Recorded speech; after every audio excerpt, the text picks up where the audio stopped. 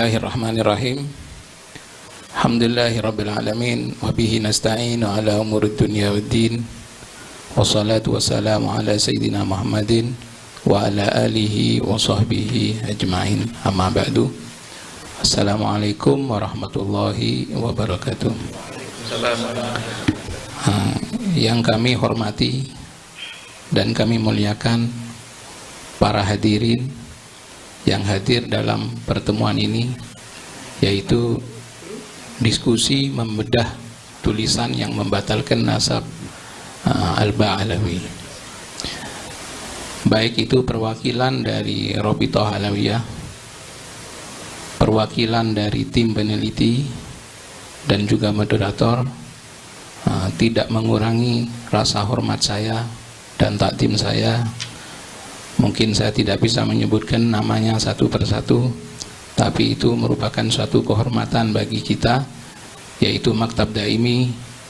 Antum semua bisa hadir dalam pertemuan ini, dalam diskusi membedah sebuah nasab, dan juga kami dari Maktab Daimi sampai saat ini masih mengharap kehadiran dari pihak yang menggugat, yaitu dari saudara Haji Imaduddin dan timnya. Mudah-mudahan Haji Imaduddin dan timnya bisa menghadiri undangan kami agar permasalahan ini bisa kita diskusikan bersama, kita bedah bersama, dan itu sesuai dengan ilmu nasab, sesuai dengan kaidah nasab, sesuai dengan apa yang menjadi dasar sebuah nasab itu bisa diterima ataupun ditolak. Kita dalam diskusi ini banyak yang perlu dibahas. Mungkin dari apa yang disampaikan dari akhina Muhammad bin Hussein Al-Habsyi yang mewakili dari Rabithah Alawiyah tadi sudah memberikan penjelasan tentang tujuan dari pertemuan kali ini, yang mana pertemuan ini hanya membahas tentang keabsahan sebuah nasab Al-Ba'alawi. Kita membahas tentang keabsahan nasab, tentunya kita harus mengetahui terlebih dahulu apa saja yang bersinggungan dengan nasab. Dalam nasab itu banyak faktor. Ada ilmu nasab yang berkaitan dengan fikih, ada kaidah penentuan sebuah nasab, ada pengelompokan sebuah nasab, dan ada kaidah-kaidah untuk penelusuran sebuah nasab. Yang pertama yang berkaitan dengan hukum fikih. Ilmu nasab atau nasab itu sendiri ada 5 hukumnya. Yang pertama yaitu wajib, yang kedua makruh, yang ketiga mandub yaitu sunnah, yang keempat haram, dan yang ketiga mubah. Kapan sebuah nasab itu, ilmu nasab harus dipelajari yang hukumnya wajib. Wajib pun terbagi ada 2, yaitu ada fardu ain, ada fardu kifayah. Fardu ain yaitu yang mana nasab harus dipelajari untuk mengetahui keterikatan silaturahmi, perwalian, dan juga hukum waris. Itu wajib dipelajari oleh seseorang. Ada fardu kifayah. Fardu kifayah itu untuk mengetahui nasab yang jauh, yang tidak ada dari kelompok tertentu untuk mempelajari sebuah nasab. Jadi kita mempunyai keharusan, kewajiban untuk mempelajari nasab itu sendiri. Yang kedua yaitu sunnah. Sunnah itu kita mempelajari tentang nasab keluarga Nabi. Kita mempelajari nasab tentang sahabat Nabi. Kita mempelajari tentang nasab para solihin. Itu hukumnya sunnah.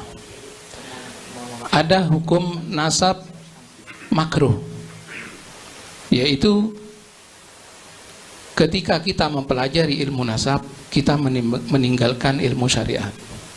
Itu hukumnya makruh. Jadi kita harus tetap mengutamakan ilmu syariat daripada ilmu nasab. Dalam artian, antum mempelajari ilmu nasab sampai melalaikan dari ilmu-ilmu syariah yang menjadi dasar dari agama kita. Ada mubah. Mubah itu boleh seseorang mempelajari nasab dari kelompok-kelompok tertentu, dari kabilah-kabilah tertentu. Yang sangat menarik untuk kita diskusikan juga tentang kenapa ilmu nasab itu bisa haram, bisa dilarang untuk dipelajari. Ilmu nasab itu haram hukumnya kalau antum mempunyai tujuan untuk mencaci seseorang, atau antum mencari kelemahan dari seseorang ataupun kelompok. Itu hukumnya haram. Jadi antum mempunyai niatan untuk mempelajari nasab, tapi tujuannya untuk mencaci dan untuk mengetahui kekurangan, baik itu pribadi ataupun kelompok.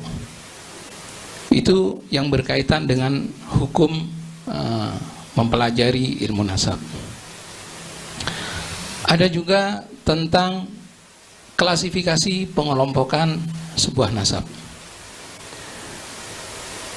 Dari beberapa teori pengelompokan nasab itu cukup banyak sekali. Ada yang pertama itu tingkatan yang utama, yaitu adalah sahihun nasab. Nasab itu bisa dikatakan sahih kalau sudah kita mendapati di dalam rujukan syajarah yang merupakan kaidah pertama dalam penentuan nasab, yaitu adanya catatan dari ahli nasab.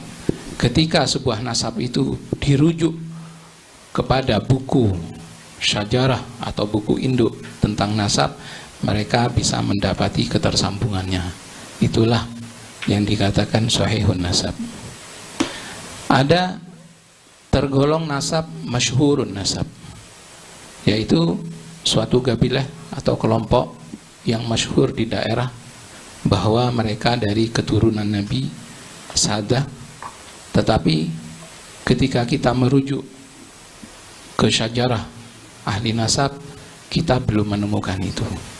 Tapi masyhurun nasab itu sendiri bisa menjadi sahih dengan cara kita meneliti, mempelajari, tentunya dengan kaidah-kaidah yang ada, sehingga nasab tersebut menjadi sahih. Ada majhulun nasab, yaitu nasab yang tidak diketahui, baik itu dari kelompok ataupun pribadi, yang mana mereka tidak mengetahui susunan atau asal-usul dari kelompoknya. Ada masykukun nasab, yaitu nasab yang ragu tentang kebenaran ataupun susunannya dari sebuah nasab itu. Yang ketiga adalah yang kelima, yaitu mardudun nasab, yaitu nasab yang tertolak, yang mana seseorang ataupun kabilah bisa kita pastikan bahwa dia itu palsu dan mengaku anak saya si fulan ataupun lainnya. Ada nasab tahtal bahath, yaitu sebuah nasab yang masih memerlukan untuk dibahas, yang nantinya apakah nasab tersebut bisa dikatakan mardud, majhul, masyhur ataupun sahih. Yang terakhir yaitu mat'unun nasab, yaitu terputusnya sebuah nasab. Terputusnya sebuah nasab itu bisa saja anak yang dilahirkan di luar dari pernikahan yang sah. Itu mat'unun nasab, dan banyak lagi contoh-contohnya yang nantinya insya Allah mungkin akan dibahas oleh tim peneliti tentang bagaimana nasab Ba'alawi, apakah nasab Ba'alawi ini tergolong dari kelompok yang mana. Ada kaidah nasab. Kita tidak lupa dengan sebuah kaidah nasab. kaidah dalam penentuan nasab itu yang pertama yaitu adanya catatan dari ahli nasab. Itu merupakan rujukan utama dalam menentukan sebuah nasab. Kami di Maktab Daimi mempunyai beberapa rujukan catatan ahli nasab. Rujukan utama kami yaitu Syajarah Ansab yang berasal dari Hadramut, yang kita kenal dengan Syajarah Hadramut, yaitu salinan dari Syajarah Syamsul Dhahirah yang ditulis oleh Habib Abdurrahman bin Muhammad bin Husain Al-Masyhur, yang dinukil oleh putranya yaitu Al-Habib Ali. Itu merupakan rujukan kami Maktab Daimi.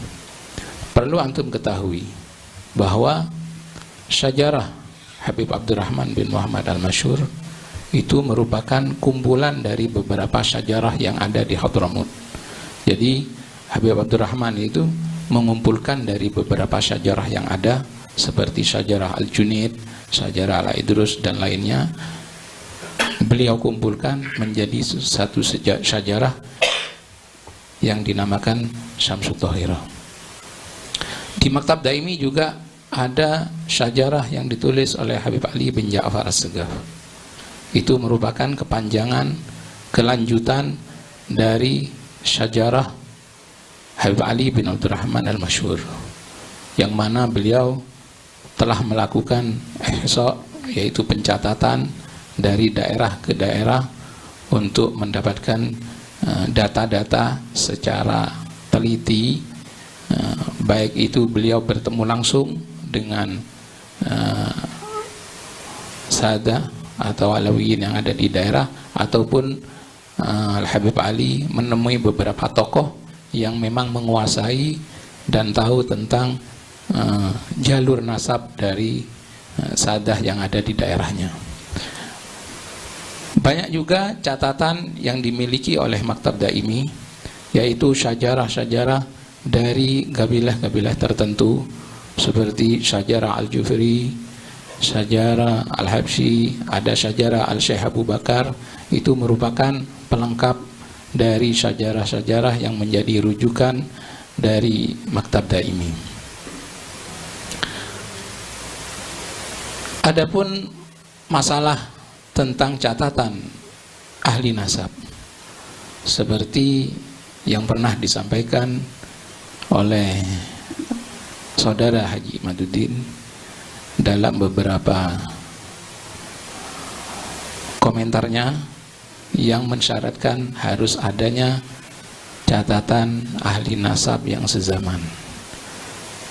Dalam kaidah ilmu nasab, kami tidak mendapati persyaratan seperti itu, karena catatan ahli nasab tidak harus sezaman, dan catatan ahli nasab itu merupakan rujukan utama dalam penentuan sebuah nasab. Wah, insyaallah nantinya akan dibahas bersama oleh tim peneliti yang berkaitan dengan komentar tersebut. Yang kedua yaitu masalah surah dan istifadah. Ini sangat penting sekali, yaitu tersebarnya atau diakuinya sebuah nasab, baik itu dari golongan ataupun seseorang, dengan jumlah yang cukup banyak, yang tidak mungkin mereka berkomplot atau bekerja sama untuk menyatakan sebuah nasab ini benar, tapi itu merupakan kesepakatan ataupun tersebarnya secara luas tanpa adanya keraguan, yaitu tentang surah dan istifadah. Ini sangat penting sekali, yang nantinya kita akan bahas semuanya dengan tim peneliti, dan juga kita harapkan mudah-mudahan dari pihak penggugat Saudara Haji Imaduddin mudah-mudahan bisa hadir dan bisa memberikan argumennya juga tentang pembatalan yang diklaim oleh Haji Imaduddin. Ada yang terakhir mungkin yang perlu diingat yaitu tentang standar penelusuran sebuah nasab. Ada beberapa standar dalam penelusuran sebuah nasab, yaitu yang paling banyak dilakukan oleh seorang ahli nasab, yaitu tentang konfigurasi nama. Karena nama-nama itu merupakan ciri khas dari kabilah ataupun keluarga-keluarga tertentu. Itu salah satu kaidah penelusuran dalam sebuah nasab. Ada metodologi pemetaan. Contohnya misalnya yang kita ketahui dari kelompok kabilah tertentu, biasanya mereka tinggal di sebuah daerah tertentu, berbeda dengan kabilah yang lain yang mereka tinggal di daerah yang berbeda. Itu juga bagian dari cara menelusuri sebuah nasab. Ada juga riwayat perjalanan dari sebuah kabilah ataupun keluarga. Biasanya perpindahan itu sesuai dengan yang pernah dilakukan oleh generasi sebelumnya.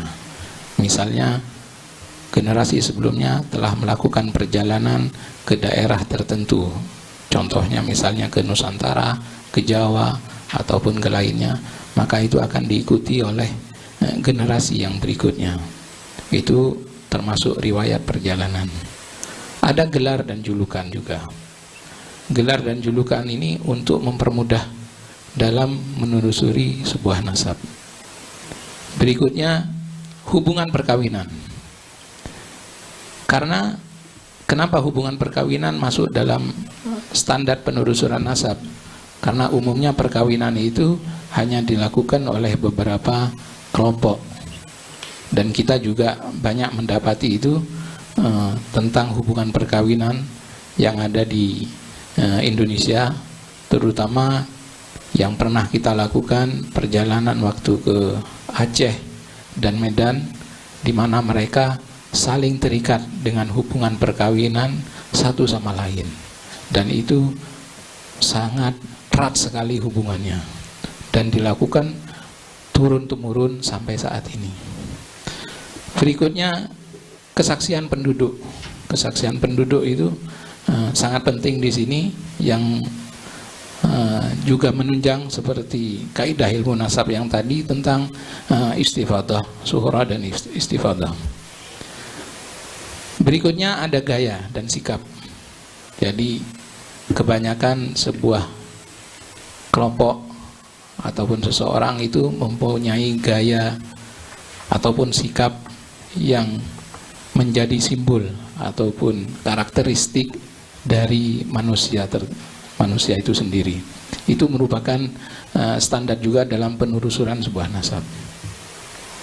Yang tidak kalah pentingnya dari standar penelusuran yaitu adanya catatan kaki, baik itu catatan dalam bentuk syajarah ataupun catatan dari kepala-kepala yang umumnya dibilang mansib.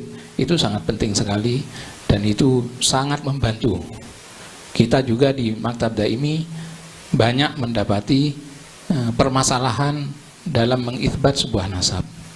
Kita juga mengadakan hubungan dengan beberapa mansib kabilah yang ada untuk bisa membantu dalam mengitsbat sebuah nasab. Kita mendapati contohnya ada sampai 5 atau 6 generasi yang di syajarah Maktab Daimi tidak kita dapati, tapi alhamdulillah kita mendapatkan dari syajarah dari suku atau kabilah tertentu yang mana mereka telah menulis secara detail tentang keturunan nasabnya. Ini sangat membantu buat kita Maktab Daimi untuk menentukan sebuah nasab. Yang terakhir yaitu penguasaan rumpun keluarga. Jadi alhamdulillah kita Maktab Daimi juga banyak melakukan hubungan dengan keluarga-keluarga tertentu yang kami harapkan mereka juga untuk menulis tentang susunan keluarga kerabat mereka, yang mana nantinya itu menjadi sebuah rujukan bagi kita maktab daimi dalam menentukan sebuah nasab. Mungkin itu yang bisa Al-Faqih sampaikan sedikit tentang materi yang berkaitan dengan diskusi membedah nasab yang membatalkan keabsahan nasab Al-Ba'lawi. Mungkin nantinya kita akan lebih fokus untuk kepada sesi dari peneliti yang mana mereka insya Allah akan memberikan beberapa pemaparan tentang bagaimana nasab Sadah Ba'lawi itu dikatakan sah dan diitsbat, baik itu dari ahli nasab ataupun ijma ulama. Mungkin ini yang bisa Al-Faqih sampaikan. Wassalamualaikum warahmatullahi wabarakatuh.